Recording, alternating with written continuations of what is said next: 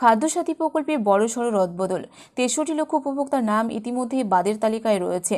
দুর্নীতি রুখতে কঠোর পদক্ষেপ নিচ্ছে রাজ্য সরকার রেশন ব্যবস্থায়। রেশনে এবার যাতে কোনো রকম জালিয়াতি না হয় সেই জন্যই এবার এমন সিদ্ধান্তের পথে হাঁটতে চলেছে রাজ্য সরকার।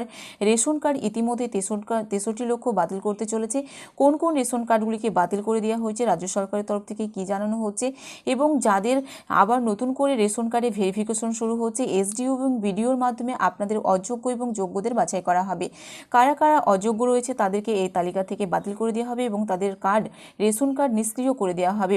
তো যাদের রেশন কার্ড বাতিল হবে তারা কিন্তু এই প্রকল্পের সুবিধা পাবেন না, অর্থাৎ আপনারা যে বিনামূল্যে রেশনটা পান সেটা আর পাবেন না। এবং কাদের থাকছে সক্রিয় রেশন কার্ড আজকের এই ভিডিওতে বিস্তারিত জানাবো, এবং আপনাদের কাছে কোন কোন রেশন কার্ড রয়েছে, আপনাদের কাছে কি কি রেশন কার্ড আছে এবং কোন রেশন কার্ডটি বাতিল হতে চলেছে, রাজ্য সরকারের তরফ থেকে কি নতুন বিজ্ঞপ্তি উঠে এসেছে, আজকের এই ভিডিওতে বিস্তারিত জানাচ্ছি। তার আগে ভিডিওটি যদি ভালো লেগে থাকে তো অবশ্যই একটি লাইক করবেন, বন্ধুদের সঙ্গে প্রচুর পরিমাণে শেয়ার করবেন। রাজ্য সরকারের খাদ্যসাথী প্রকল্পের স্বচ্ছতা বজায় রাখতে এবং প্রকল্পের আর্থিক অপচয় রোধ করতে প্রশাসন কঠোর পদক্ষেপ নিতে চলেছে। এই বিষয়ে আজকের ভিডিওতে আপনাদেরকে বিস্তারিত জানাবো যে রাজ্য সরকারের তরফ থেকে খাদ্যসাথী প্রকল্পে নতুন কি আপডেট উঠে এসেছে এবং নতুন করে ৬৩ লক্ষ রেশন কার্ড বাতিল হওয়ার পথে সম্ভাবনা রয়েছে। খাদ্যসাথী প্রকল্পের নতুন নির্দেশিকা ও যাচাই প্রক্রিয়া ইতিমধ্যেই শুরু হয়ে গিয়েছে। 2026 এসআইআর রেশন ব্যবস্থায় জালিয়াতি রুখতে এবং ভুয়ো বা অযোগ্য উপভোক্তাদের চিহ্নিত করতে সরকার এই বিশেষ প্রক্রিয়া শুরু করছে। প্রশাসনিক সূত্রের খবর, এসআইআর 2026-এর রিপোর্টের ভিত্তিতে প্রায় 63 লক্ষ এমন নাম চিহ্নিত করা হয়েছে যারা প্রকল্পের নিয়ম অনুযায়ী অযোগ্য বলে বিবেচনা করা হচ্ছে।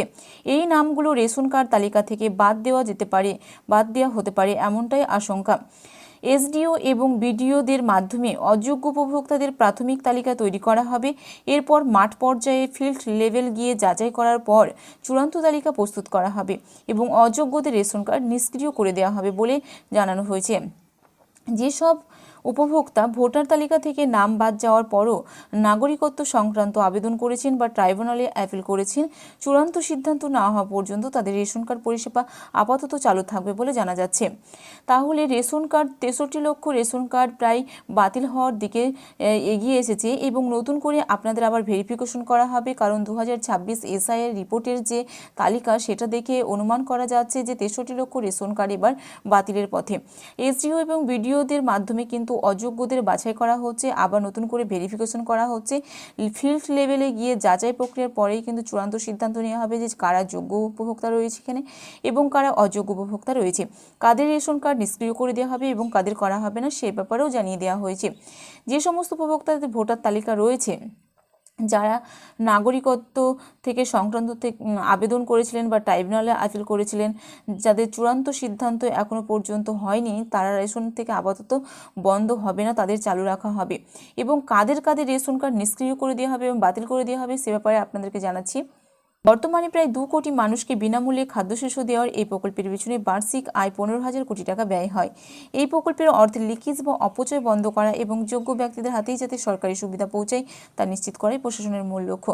কেবলমাত্র তাদেরকেই বাদ দেওয়া হবে যাদের রেশন কার্ড 2026 এসআইআর রিপোর্টে ডিলেটে এবং অযোগ্য বলে বিবেচনা করা হচ্ছে, এবং যাদেরকে যোগ্য রয়েছে তাদের আবার এসডিও এবং বিডিওর মাধ্যমে ভেরিফিকেশন করা হবে কারা যোগ্য এবং কারা অযোগ্য রয়েছে।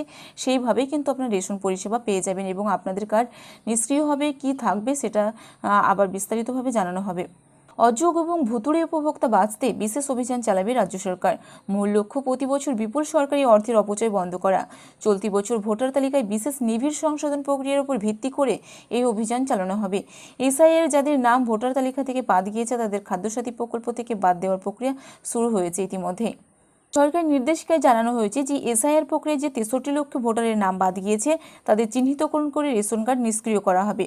যারা সিএতে অধীনে নাগরিকত্বের আবেদন করেছে, যাদের ভোটার তালিকা থেকে বাদ যাওয়ার পর এসআইআর আবার ট্রাইব্যুনালে আবেদন করেছেন, তাদের রেশন কার্ড সক্রিয় থাকবে বলে জানানো যাচ্ছে। পরবর্তী সিদ্ধান্ত না হওয়া পর্যন্ত তারা আপাতত বর্তমানে রেশন পাবে বলে জানানো হয়েছে। ভুয়ো তাড়ানো অভিযান চালাবে সরকারি সূত্রে জানা গিয়েছে। কিভাবে সে ব্যাপারেও এসডিও এবং বিডিওর মাধ্যমে তারা নিজ নিজ এলাকা থেকে বাদ যাওয়া ভোটারদের খাদ্য এবং সরবরাহ বিভাগে পাঠাবেন। এরপর খাদ্য সরবরাহ বিভাগের কর্তারা ভোটার তালিকা থেকে নাম বাদ যাওয়া সকলের বাড়িতে গিয়ে তাদের নাম বাদ গিয়েছে কিনা বা বর্তমান অবস্থায় কি তা যাচাই করবেন। এক আধিকারিক জানিয়েছেন যে এই যাচাইকরণ প্রক্রিয়া শেষ হলে অযোগ্যদের রেশন কার্ড নিষ্ক্রিয় করা হবে। সরকার জুন মাসের 15 তারিখের মধ্যে এই কাজ শেষ করতে চাইছে। এবং সূত্র মারফত জানা গিয়েছে প্রায় 2 কোটি মানুষ খাদ্যসাথী প্রকল্পের অধীনে বিনামূল্যে রেশন পান। এই প্রক্রিয়া চালাতে সরকার কৃষকদের থেকে সরাসরি ধান সংগ্রহ করতে বছরে প্রায় 15,000 কোটি টাকা ব্যয় করে। এদিকে রাজ্যের রাজস্বের হাল খুব একটা ভালো নয়। এখনই সেই রাজস্ব এক লাফে অনেকটা বাড়ানো সম্ভব নয়। তাই সরকার বিভিন্ন প্রকল্পের অপব্যয় রুখতে পদক্ষেপ নিচ্ছে। এক আধিকারিক বলেন, সন্দেহ করা হচ্ছে তৃণমূল কংগ্রেস সরকারের আমলে এই প্রকল্পগুলির অধীনে বিপুল পরিমাণ অর্থের অপব্যবহার হয়েছিল। তাই সকল রেশন কার্ড যাচাই করা আবশ্যিক বলে জানানো হয়েছে। উল্লেখ্য যে অন্নপূর্ণা যোজনায় বেনজল রুখতে নতুন করে আবেদন প্রক্রিয়া চালু করেছে রাজ্য সরকার। অন্নপূর্ণা যোজনার অধীনে রাজ্য সরকার আনুমানিক 2 কোটি মহিলার প্রত্যেকের মাসে 3,000 টাকা করে অনুদান দেবে বলে মনে করা হচ্ছে। সেই প্রকল্পের অধীনে প্রতি বছর প্রায় 72,000 কোটি টাকা বরাদ্দ করতে হবে। পূর্ববর্তী সরকার লক্ষ্মীর ভাণ্ডার চালানোর জন্য বছরে প্রায় 30,000 কোটি টাকা ব্যয় করতে, এছাড়া আরও জনকল্যাণ প্রকল্প রয়েছে, তা চালাতে গিয়ে অনেক টাকা খরচ হবে। সরকারি টাকার অপব্যয় রুখতে এই সিদ্ধান্ত বলে সূত্র মারফত খবর।